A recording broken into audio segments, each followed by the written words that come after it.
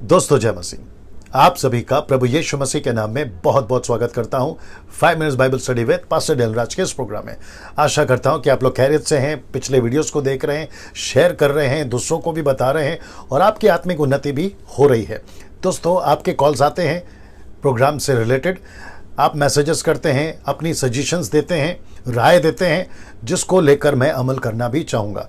Now कुछ changes मैं अभी लेकर आ रहा हूँ।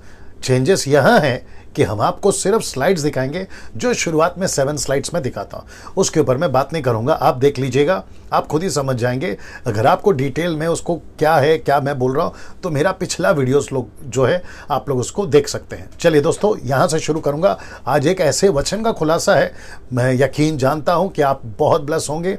वचन से आप बहुत कुछ सीखेंगे और आप प्रभु के राज्य में बढ़ोगे। आइए देखते हैं क्या क्या चीज़ है। ना सबसे पहले दोस्तों ये देख लीजिए, फिर उसके बाद में ये ओके, फिर मसीह मंथन बैठक, ये सब नंबर आप जानते हैं क्या है। Oh sorry, milk drinking Christians का बारे में पता है आपको। फिर आपको ये भी पता है और ये भी पता है। आप डायरेक्ट आ जाते हैं आज के वचन का खुलासा। और अब ऐसे ही चलेगा दोस्तों, क्योंकि आप लोग भी चाहते हैं कि ऐसे कुछ हो, तो मैं वैसे ही करना चाह रहा हूँ, ठीक है ना। आज के वचन का खुलासा मैं वापस कहता हूँ कि आज के वचन का जो खुलासा मैंने रखा है, खैर आप लोग ने थंबनेल तो देख लिया होगा, लेकिन उसके बावजूद मैं आपको बिल्डअप करना चाहता हूँ कि ये वचन जिसका मैं अभी खुलासा करने जा रहा हूँ आपको बहुत ब्लेस करेगा। आप सीख पाओगे, समझ पाओगे क्या है ये वचन, ठीक है ना। वचन है मत्ती की किताब, उसका 7:6, मैथ्यू चैप्टर 7:6। अब इसको आपने कई बार पढ़ा है, आप लोग शायद 10 साल से, 20 साल से, मुझे नहीं मालूम, आप लोग पढ़ते हैं, अपनी अपनी इंटरप्रेट रखते हैं, आपको जैसा ठीक लगता है। आप शायद दूसरों को सिखाते भी होंगे और खुद को भी आप लोगों ने ये तसल्ली दी होगी कि ये वचन ऐसा ही है। लेकिन जब आपको पता है मैं उस सीरीज में हूँ या फिर उस क्या कहते हैं प्रक्रिया में हूँ जहाँ वचन को लेकर मैं खुलासा कर रहा हूँ, तो मत्ती 7:6 मेरी नज़र में आया। सो मैं समझता हूँ कि मैं इसका खुलासा आपके बीच में बिल्कुल कॉन्टेक्स्ट में वचन का ट्रांसलेशंस को, कई ट्रांसलेशंस को पढ़ने के बाद में, मैं बीच में आपको बताया था रेवलेशन स्टडी के टाइम पे या फिर रैप्चर के टाइम पे, अगर शायद मैं सही हूँ, रैप्चर के टाइम पे एक ऐसा ट्रांसलेशन मुझे मिला है ऑनलाइन, और जिसका नाम है जिनेवा ट्रांसलेशन, किंग जे वर्जन का है वो, और उसको मैं स्टडी कर रहा था और उसको मैं पढ़ता हूँ। उसका भी रेफरेंस, जिसको कहते हैं क्रॉस रेफरेंस, मैं चेक करता हूँ। साथ ही साथ जॉन वाइक्लिफ का ट्रांसलेशन स्टडी करता हूँ, द मैसेज, उसको ट्रांसलेशन करता हूँ। साथ ही साथ में बहुत सारे ट्रांसलेशन जो आजकल चल रहे हैं उसको स्टडी करता हूँ। साथ ही साथ में ग्रीक, उसको भी पढ़कर तब जाकर एक नतीजे पर पहुँचा हूँ, मत्ती 7:6 क्या होना चाहिए। साथ ही साथ दोस्तों, जब आप इसको अभी देख रहे होंगे तो मैं चाहता हूं कि मैं आपको ये भी बताऊं कि हिस्ट्री में मैं गया, स्टडी करा, या फिर जितना भी मटेरियल मुझे मिला, तो ये पता चला कि जैसे आजकल कुछ मुहावरे या कहावत चलती है, वैसे ही उन दिनों में भी चलती थी। आजकल कुछ कहावतों में से एक आपके बीच में रख देता हूं, जैसा कि भैंस के सामने बीन बजाना। तो लिटरली आप भैंस को नहीं बोलते, आप किसी इंसान को बोल रहे हो। बीन बजाना, आप लिटरली बीन नहीं बजाते हो, आप बात कर रहे होते हो। तो उसको, जिसको, मनुष्य को बात समझ में नहीं आती, तब आप उसको कहते हो यार तेरे सामने तो बात करना बेकार है, मतलब जैसे कि भैंस के सामने बीन बजाना, ये कहावत आप उसके ऊपर ठोक देते हो। वैसे ही यीशु मसीह जब अपने पहाड़ी उपदेश में प्रचार कर रहे थे, तो मत्ती 7:6 उन्होंने बोल दिया, और वो रहा ये। जी दोस्तों पढ़ लीजिए, मैं आपके लिए पढ़ना चाहता हूं। पवित्र वस्तु कुत्तों को ना दो और अपने मोती सूअरों के आगे मत डालो, ऐसा ना हो कि वे उन्हें पांव तले रौंदें और पलटकर तुमको फाड़ डालें। तो इसका मतलब है यीशु कुछ कहना चाह रहे थे। 4 बातें यहां पर, पवित्र वस्तु, कुत्ते, मोती और सूअर। यहां पे टोटल 4 क्या बोलते हैं सब्जेक्ट है, या 4 वस्तु है, 4 बातें हैं, जिसके ऊपर हम अभी बात करेंगे और एक एक का मैं खुलासा करूंगा। सो यीशु यहाँ पे कुछ बोलना चाह रहे थे, लेकिन उन्होंने किसका सहारा लिया? एक मुहावरे का, उन दिनों में चलता होगा। अच्छा, पौलुस और पतरस और यीशु, कुत्तों का शब्द और सूअरों का शब्द अलग अलग जगह पे उन्होंने लिया है, लेकिन कॉन्टेक्स्ट क्या है? किसी इंसान को बोला गया या किसी चीज को समझाने के लिए इनका सहारा लिया गया। जैसे जॉन द बैप्टिस्ट ने जब लोगों को अपने पास आते देखा तो कहा, हे सांप के बच्चों। यीशु मसीह ने लूका के 14 अध्याय में यीशु मसीह ने हेरोदेस को कहा, लोमड़ी का बच्चा। वैसे ही कई जगहों पर कुछ मुहावरे लिए जाते हैं। जैसे कि प्रकाशित वाक्य का जब मैं टीचिंग दे रहा था, मैंने कहा था कि वो सिंबॉलिक है, चिन्ह है, अपोक्लिप्टिक्स, जिसको मैंने ये शब्द दिया था। साथ ही साथ वैसे ही यीशु मसीह भी जब अपने प्रचार करते थे, जैसे बीज बोना या फिर पेड़ का, राई का दाना, ऐसे न जाने कितने एग्जाम्पल्स यीशु भी लेते थे। तो ये मत्ती 7:6 आपको वैसे ही देखना होगा। लेकिन मैं चारों को, पवित्र वस्तु, कुत्तों और मोती और सुअर, मैं चारों को आपको एक्सप्लेन करूंगा। तो सबसे पहले एक चित्र देख लीजिए, ये चित्र। ऐसा लगता है कि मैं सबकी बात नहीं कर रहा हूं, लेकिन अक्सर ऐसा लगता है कि लिटरली कोई जानवर की बात हो रही है। जी नहीं, ऐसा कोई जानवर की बात नहीं हो रही है। दरअसल ये मनुष्यों को बताता है, मनुष्यों को बताता है। इसका मतलब है कुत्ते जैसा नेचर, सूअर जैसा नेचर, या फिर इनकी ऐसी कुछ हरकतें जो उस टाइम पे भी चलती थी, आज भी चल रही हैं, तो उसको ये बता रहा। तो पहली बात आपको ये समझ में आ जाना चाहिए कि ये पूरा का पूरा कॉन्सेप्ट या फिर लिखने के पीछे ये, या यीशु का बोलने के पीछे मकसद है कि वो मनुष्यों को बोल रहा है या बता रहा है। आइए देखते कैसे। अभी दूसरा पत्र उसका 2:20-22 आपके बीच में पढ़ देता हूं, आप भी देख लीजिएगा, स्क्रीनशॉट लेना है तो ले लीजिए। लिखा है, जब वे प्रभु और उद्धारकर्ता यीशु मसीह की पहचान के द्वारा संसार की नाना प्रकार की अशुद्धता से बच निकले। तो ये यहां तक बताता है कि इनका उद्धार हो गया, यानी आपका और मेरा उद्धार हो गया। यहां तक ठीक है। फिर और लिखा है, फिर उनमें फंस कर हार गए। किस में फंस कर हार गए? जिसमें से बाहर निकले थे, जिस अशुद्धता में से बाहर निकले थे, जिस संसारिक चीजों में से बाहर निकले थे। वो तंबाकू था, वो सिगरेट था, वो दारू था, वो गलत काम थे, वो वेश्यापन था, मूर्ति पूजा थी, नाना प्रकार की झूठ था, चुगली थी, भ्रष्टाचार था। वो सभी पाप जो इंसान करता है, गलती किताब उसके 5वें अध्याय वचन 18 से अगर आप पढ़ोगे, वो सभी पाप से जब तुम निकल गए, लेकिन फिर ये देखिए ना, लिखा है और फिर उनमें फंसकर हार गए।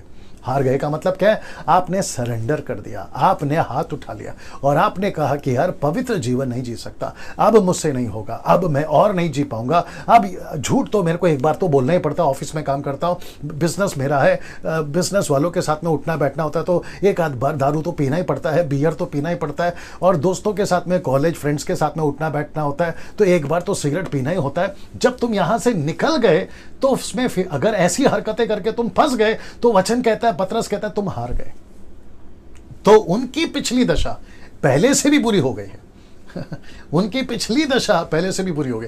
मैंने वो वचन नहीं डाला, लेकिन मैं आपको बता देता हूं। मैथ्यू चैप्टर 12:43, मत्ती 12:43, यीशु कहते हैं कि जिस इंसान में से जब दुष्ट आत्मा निकल जाती है, और जब वो व्यक्ति जिसमें से निकली है दुष्ट आत्मा, अगर वो यीशु के साथ ठीक नहीं जी रहा है, तो वो फिर खाली हो जाता है। क्योंकि यीशु मसीह प्रकाशित वाक्य 3:20 कहता है कि दरवाजा खटखटाकर ही अंदर आता है, ठीक है ना। और वो व्यक्ति खाली पाया जाता है, तो तब दुष्ट आत्मा आती है, अकेली नहीं बल्कि साथ अपने साथ ले आती है, और वो उसमें घुसकर पैंट कर उसकी हालत खराब कर देते हैं। इसलिए यीशु ने कहा कि इस युग के लोगों की भी हालत ऐसी है।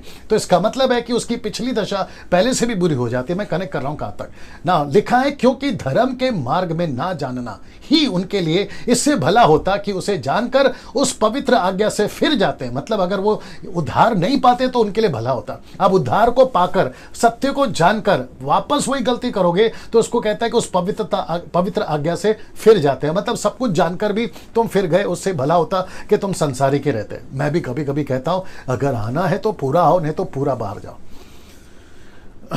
और एक चीज बोल देता हूं, जितने प्रीचर्स हैं, जितने पास्टर्स हैं, जितने एवांजलिस्ट हैं, सर लेपा पोती वाला प्रचार नहीं करना। मैं रिपीट करता हूं, लेपा पोती का मतलब पता क्या है? शुगर कोटिंग मैसेजेस नहीं देना। जो चीज गलत है डंके की चोट पे बोलो गलत है, जो चीज गलत नहीं है डंके की चोट पे बोलो गलत नहीं है।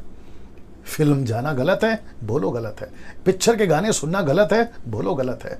नशा करना गलत है, डंके की चोट पे बोलो गलत है। आपका चर्च खाली हो जाएगा, होने दीजिए ना। आपके कुछ मेंबर्स, आपके कुछ चर्च के परिवार आपको छोड़ के चले जाएंगे, आपके चर्च के मेंबरशिप से हट जाएंगे, कोई दिक्कत नहीं है। ऐसी भीड़ किस काम की जो भेड़ नहीं है। मैं रिपीट कर दूं, ऐसी भीड़ किस काम की जो भेड़ नहीं है। ऐसी भेड़ जिसमें भीड़ नहीं है, वो भेड़ काम की है, या वो भीड़ काम की है। देखिए, आप समझने की वाली बात है। फिर कहता है कि जो उन्हें सौंपी गई थी उन पर यह कहावत ठीक बैठती है। किस पर कहावत ठीक बैठती है? जो उद्धार पाकर हार गए पाप से, और उनकी दशा अच्छा ही होता कि वो संसारिक होते, प्रभु में नहीं आते, तो उन पर कौन सी कहावत, ये देखिए ना, कहावत मुहावरा, कौन सी कहावत, ये वाला कि कुत्ता अपनी छांट की ओर और धोई हुई सुअरनी कीचड़ में लोट पोट होने के लिए फिर चली जाती है। इसका मतलब है बात किससे हो रही है? बात इनकी नहीं हो रही है सर, बात हो रही है इनके जैसे चरित्र, कैरेक्टर्स, नेचर, ऐसे मनुष्यों की बात हो रही है। तब जाकर यीशु मसीह ने ये वचन डाला। हालांकि अभी आधा खुलासा बाकी है, मैं कर रहा हूं, लेकिन ये कुत्ते कौन है, ये सुअर कौन है? ऑफ कोर्स ये वचन बताता है कि ये सुअर और कुत्ते कौन है, ये वचन। ओके, नाउ सपोर्टेड स्क्रिप्चर दे रहा हूं, नीति वचन 11:22, जो कि कहता है जो सुंदर स्त्री मैं यहां पर किसी का फोटो डाल सकता था लेकिन ठीक नहीं लगा। लिखा है कि जो सुंदर स्त्री विवेक नहीं रखती वह थूतन में सोने के नथ पहने हुए सुअर के समान है। आप ये चित्र देख लीजिए। तो इसका मतलब है ये कौन है? ऐसी औरत है, बड़ी सुंदर है, ऐश्वर्या की तरह सुंदर, मिस यूनिवर्स की तरह सुंदर, मिस वर्ल्ड की तरह सुंदर, दुनिया की, लंदन की प्रिंस की तरह सुंदर, या उससे भी बेहतर आप बोल दीजिए, लेकिन उसको क्या नहीं है? विवेक नहीं है, कॉन्शियस नहीं है, एहसास नहीं है। तो ऐसों को नीति वचन, सुलेमान राजा नीति वचन कहता है, लेखक कहता है कि वो सुअर है। सुअर कैसी? कीचड़ में लोटपोट होकर सोने के नथ पहने जैसी है वो। मतलब सुंदर तो है लेकिन विवेक पूरा कीचड़ वाला।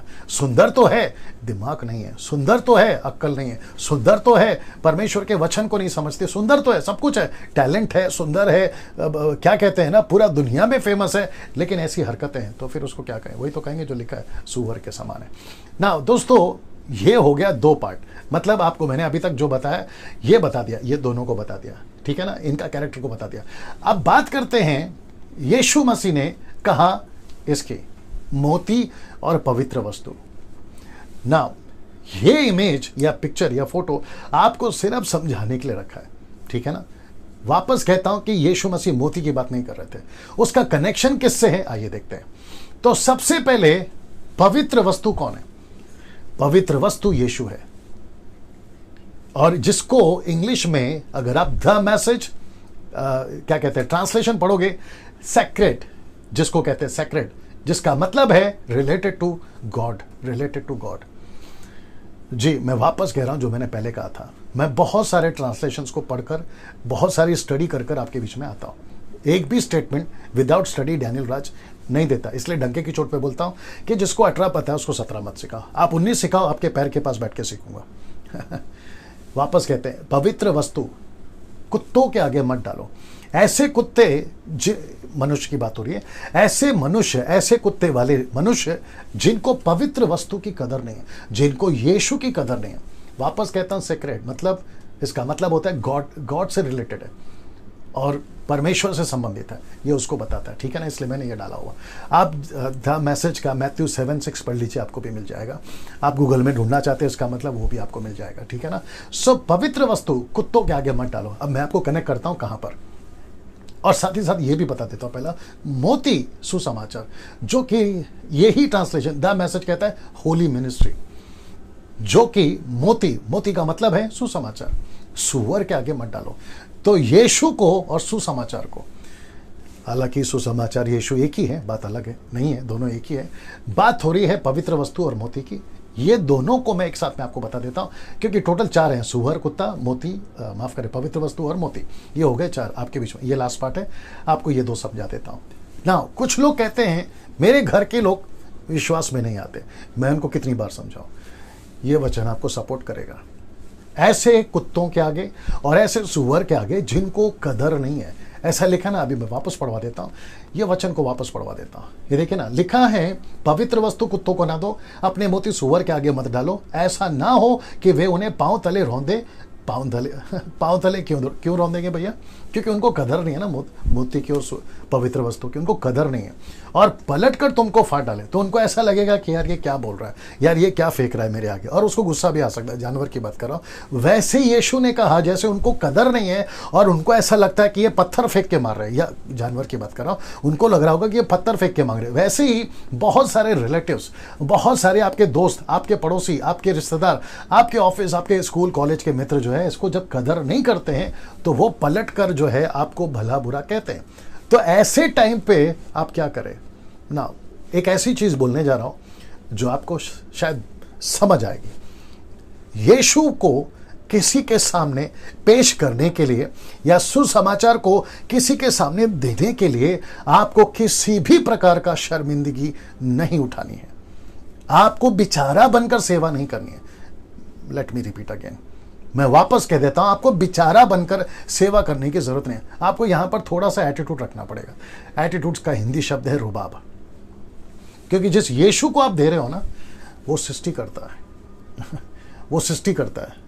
पतरस को जब पता चला कि यीशु को पकड़ने आए थे सिपाही डाकू या जो भी आर्मी सोल्जर, रोमन्स के सोल्जर्स, तो पतरस ने तलवार निकाली और एक सिपाही का कान काट दिया। यीशु ने कहा कि पतरस अपनी तलवार अंदर रख ले, अगर मैं चाहूं ना चुटकी बजाकर 12 पलटन स्वर्गदूत को नीचे बुला सकता हूं। और आपको यह भी याद होगा कि जब यीशु को पूछा कि यीशु कौन है, तो यीशु ने कहा कि मैं हूं। आपको पता है क्या लिखा है? सब जमीन पे गिर गए। यह है यीशु का रुबाब। मैं कैसे समझाऊं आपको कि यीशु का प्रचार करते वक्त में अपना रुबाब रखिए, अपनी एटीट्यूड रखिए, सर नीचे मत रखिए, बेचारा बनकर सेवा मत करिए। खास करके मैं गांव के पास्टरों को, गांव के एवेंजलिस्ट को, यूथ को और वो सभी सेवकों को कहना चाहता हूं कि सर बेचारा बनकर सेवा मत करिए। गरीब दिखकर सेवा मत करिए। गरीब जरूर हैं आप, गरीब दिखकर सेवा, या फिर ऐसा अपनी पहचान ये मत रही यार आ जाओ ना चर्च में, यार यीशु को स्वीकार करो ना, ऐसा बेचारा वाला मत करिए। मैं इस वचन के वसीले से बात कर रहा हूं। बहुत समझना है आपको, बहुत समझना है आपको, है ना। इसलिए तो लिखा है ना कि बुद्धि होना बहुत जरूरी है, विजडम होना बहुत जरूरी है, अंडरस्टैंडिंग होना बहुत जरूरी है। मैं उन सभी माँ बाप को कहना चाहूंगा जिनके बच्चे शायद यीशु का कदर नहीं करते, लीव इट। कोई मेहरबानी करने की जरूरत नहीं है।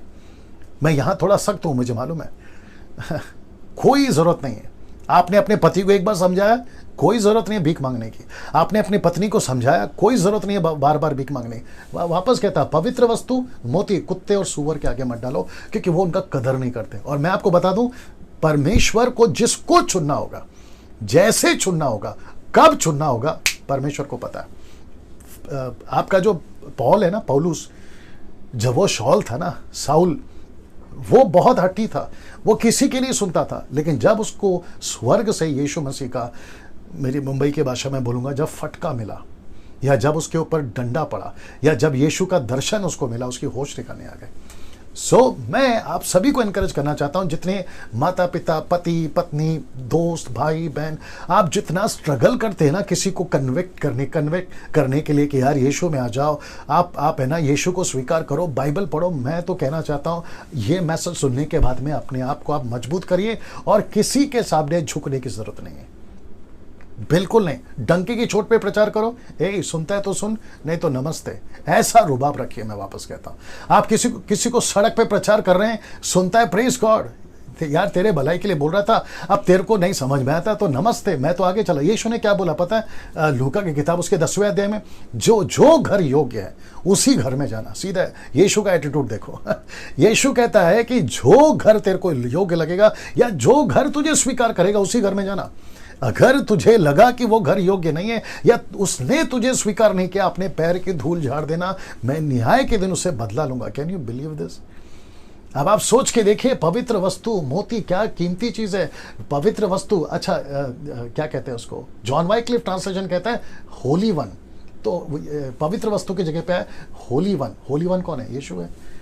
और मोती सुसमाचार को बताता है, होली मिनिस्ट्री, यानी कि यीशु की सेविका। मोती तो है परमेश्वर का वचन, ये देखिए ना, मोती तो है परमेश्वर का वचन। जिंदगी बदल जाती है। तेरा वचन मेरे पांव के लिए दीपक, मेरे मार्ग के लिए उजियाला है। सोने से भी उत्तम, कुंदन से भी बढ़कर है यीशु का वचन। तो ऐसी कीमती चीज को हम भीख की तरह क्यों दें, बेचारे की तरह क्यों दें? हम और आप सभी को पता है, जो क्राइस्ट फॉलोवर है, हम क्या चीज लेकर दुनिया में घूम रहे हैं। मैं थोड़ा सा टाइम ले रहा हूं, मुझे मालूम है, but let me connect in other way also. जो देश के नेता होते हैं ना, उससे बढ़कर आप हैं। जो अमेरिका का प्रेसिडेंट है ना, उससे बढ़कर आप हैं। लंदन का जो प्रिंस है ना, उससे बढ़कर आप हैं। अभी बीच में मुझे पता चला, कल न्यूज़ देख रहा था कि अफ्रीका के अंदर किसी को जमीन से अगर मैं गलत नहीं हूं, 25 करोड़ या 25 करोड़ से भी ज़्यादा उसको ये मिला, क्या कहते हैं, डायमंड मिला, हीरा मिला, या पत्थर मिला, बड़ा सा पत्थर मिला, जिसकी कीमत भारतीय करेंसी के हिसाब से 25 करोड़ या 2500 करोड़, याद नहीं आ रहा, लेकिन महंगा बहुत है। अब आप सोचिए वो आदमी कितना रिच हो गया होगा एक रात में या एक झटके में। मैं आपको बताऊं, जिस दिन आपका उद्धार हुआ था ना, उससे लाख गुना ज्यादा आपको खजाना मिला, जिसको कहते हैं पवित्र मोती या पवित्र वस्तु या मोती। ये आप हैं। सो किसी से कम नहीं है आप। सो मैं रिपीट करता हूं कि अपने आप को किसी से कम नहीं आंकना।